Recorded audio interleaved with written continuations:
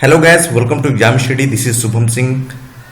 आज हम लोग बात करने वाले हैं सीटेट के ईवीएस पोर्शन की। जैसा कि आप जानते हैं कि आपके पास डेली वीडियोस आ ही रहे हैं और जो भी मैं क्वेश्चंस आपको कराता हूं वो सारे एनसीईआरटी बेस्ड होते हैं, जो कि हमारे एग्जाम में पूछे जाते हैं।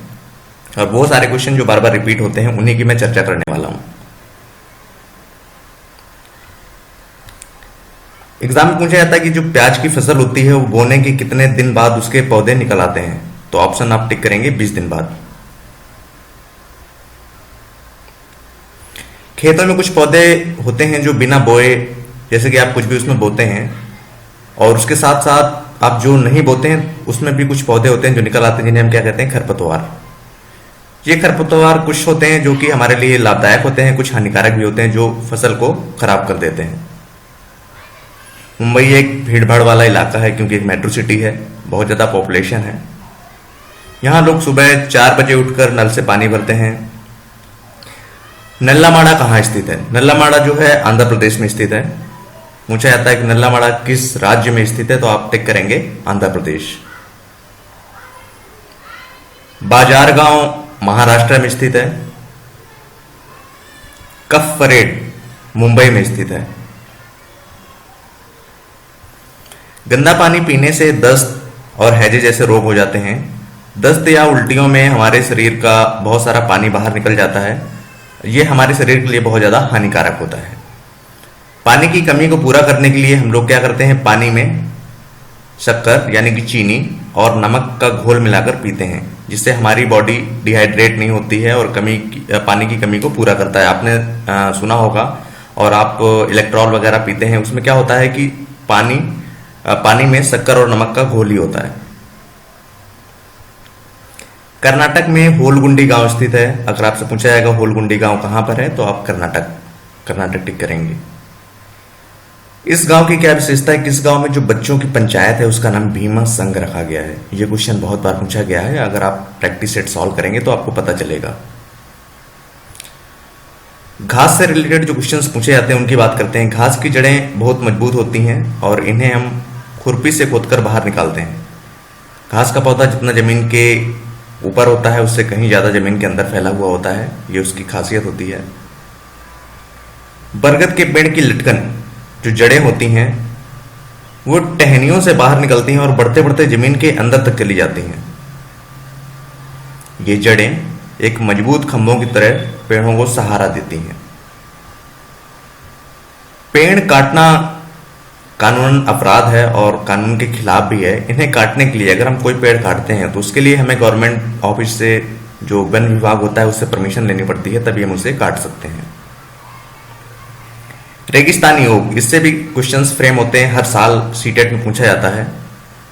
ऑस्ट्रेलिया में रेगिस्तानी ओक पेड़ पाया जाता है। इसकी जो ऊंचाई होती है वो 11 से 12 फीट होती है।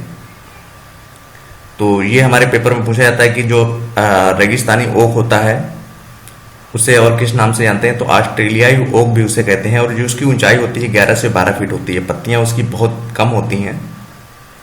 इस पेड़ की जड़ जो होती है 30 फीट जमीन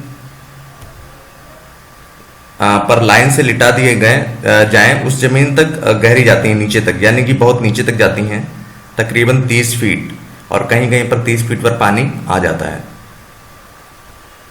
तो ये तब तक जमीन पर जाते हैं जब तक कि पानी तक पहुंच न जाए। पानी के पेड़ के तने में इसका पानी जमा होता रहता है, और जब कभी भी उस इलाके में पानी नहीं होता है, खत्म हो जाता है, तो वहां के लोग क्या करते हैं, जो तना होता है उस तने में एक अंदर से पतला सा पाइप डालकर पानी निकाल लेते हैं। असम, जो कि एक नॉर्थ ईस्ट का एक राज्य है, वहां पर क्या होता है कि चावल की जो नई फसल होती है उसके कटने पर बिहू का त्योहार मनाया जाता है। और बिहू एक नृत्य भी है जो कि असम का अगर नृत्य भी आता है तो आप बिहू टिक करेंगे। और बिहू का त्योहार क्यों मनाया जाता है? क्योंकि वहां पर चावल की नई फसल काटी जाती है, तो उसके उपलक्ष्य में बिहू का त्योहार मनाया जाता है। घास और बांस से तैयार घर को भेला घर कहते हैं, ये भी आपको याद रखना है। उरुका क्या है? उरुका है जो बिहू से पिछले दिन, यानी कि बिहू का जो त्योहार मनाया जाता है उसके एक दिन पहले की जो शाम होती है उसको उरुका कहते हैं। बोरा और चेवा चावलों के दो प्रकार हैं, जो पकने के बाद चिपचिपा हो जाता है, इसे असम में खाया जाता है। तो चेवा और बोरा, ये चावल की जो फसल है, ये कहाँ पर पाए जाते हैं, किस राज्य में? असम में। और असम में कौन कौन से दो किस्म के चावल पाए जाते हैं? बोरा और चेवा। तो किसी भी तरह से वो क्वेश्चन पूछ सकता है, आपको हर प्रकार से प्रिपेयर होना है। चेवा चावल जो होता है, उसको ताव को आग पर रखकर उसमें पानी उबालते हैं। ताव क्या है यहाँ पर? ताव यहाँ पर बोलते हैं कड़ाही को। असम में ताव को बोलते हैं, असम को ताव बोलते हैं कड़ाही को। उस पर पानी उबालते हैं और उस पर भीगे हुए चावलों को भरी हुई कढ़ाई में रखकर पकाते हैं। असम में चाय के साथ पीठा दिया जाता है। चाय के साथ हम लोग नमकीन खाते हैं, वहां पर असम में क्या करते हैं? चाय के साथ पीठा दिया जाता है। यहाँ औरतें पीले रंग के कपड़े पहनती हैं और लड़कियां बिरखी मेखला चादर पहनती हैं। भात सुक्तो। भात सुक्तो चावल और रस वाली सब्जी, जो रसे वाली सब्जी जो होती है, चावल सब्जी आप खाते हैं वहां पे, उसको भात और सुक्तो बोलते हैं असम में। ये सारी चीजें आपको याद रखनी है। Mid day meal. Mid day meal आप देखते हैं कि ये एक सर्व शिक्षा अभियान का एक हिस्सा है, जो कि गवर्नमेंट स्कूल होते हैं वहां पर बच्चों को मिलता है मिड डे मील का आहार। मिड डे मील स्कीम की शुरुआत कब हुई थी? ये क्वेश्चन बहुत इंपॉर्टेंट है, चाहे कोई भी एग्जाम हो। मिड डे मील स्कीम की शुरुआत हुई थी 15 अगस्त 2005 से। तो दोस्तों, ये थे कुछ इंपॉर्टेंट क्वेश्चन। कैसे लगे आपको कमेंट करके जरूर बताएं और ज्यादा से ज्यादा शेयर करें ताकि दूसरों तक भी पहुंच पाएं। हम मिलते हैं आपको नेक्स्ट वीडियो में और एक नई एनर्जी के साथ। Okay, thank you.